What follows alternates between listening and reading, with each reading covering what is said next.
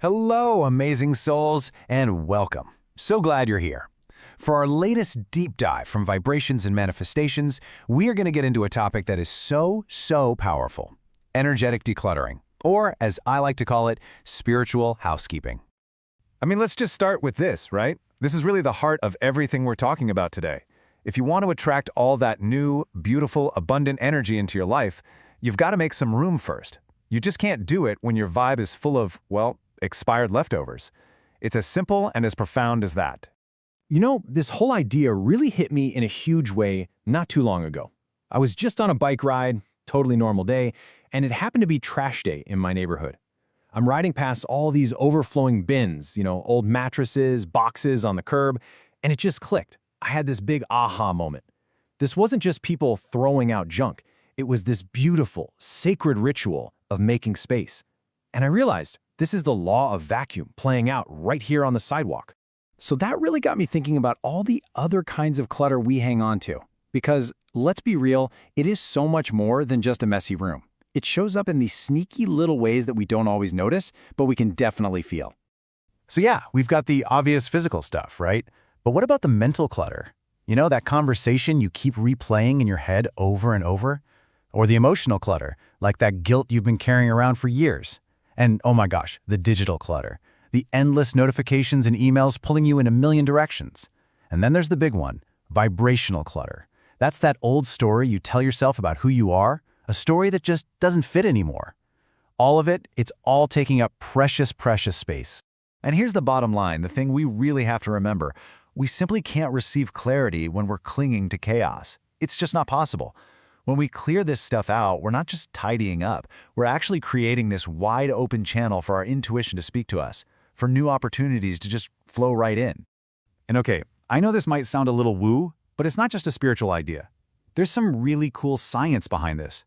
So let's geek out for just a second on what clutter is actually physically doing to your brain. Get this, scientific studies show that a cluttered space actually makes your brain release cortisol. That's your main stress hormone. So your brain literally perceives a messy room the same way it would perceive a threat. It puts you in this constant low-grade state of fight or flight. And think about it, how can you possibly feel creative or expansive when your brain thinks it's in danger? So all that stress, all that cortisol, it messes with what's called your default mode network, or DMN. Now, the DMN is the part of your brain that you really want to be friends with. It's the part that's in charge of daydreaming, of visualizing your future, of imagining something different for yourself. And it needs stillness to work its magic. Clutter creates this manifestation static that just totally jams up the signal. Okay, so now that we get the science behind it, why it's so important to quiet that threat response in our brain, we can really appreciate the spiritual side. Because when we create that quiet, we're actually creating the perfect conditions for magic to happen. And this brings us right back to that powerful universal principle, the law of vacuum. The universe just doesn't like empty space. It rushes to fill it.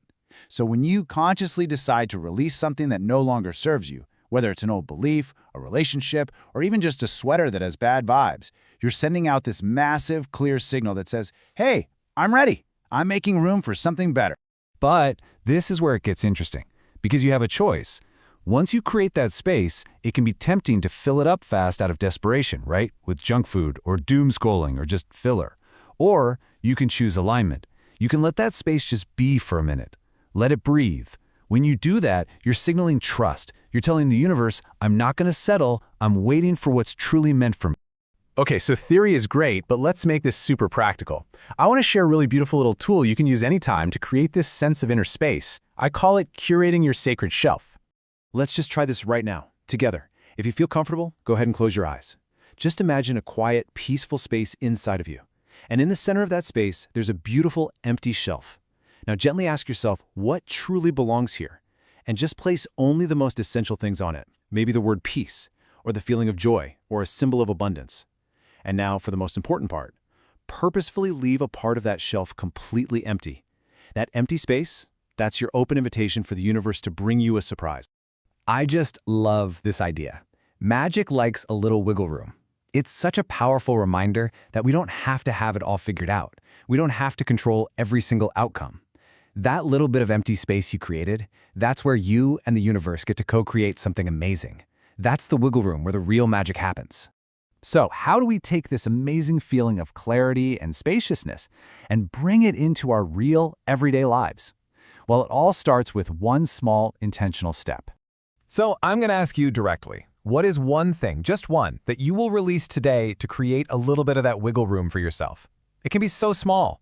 Unsubscribe from one annoying email list. Put one book you'll never read in a donation bag. Forgive one tiny grudge you've been holding. Just one thing. What's it going to be? Because that's what this is all about. This isn't about becoming a perfect minimalist or having some pristine life. No way. It's about being intentional.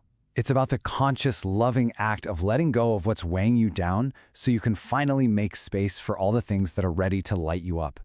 If this really resonated with you, and you want to go even deeper with journaling prompts and exercises, please come join us for the full discussion on the Vibrations and Manifestations podcast.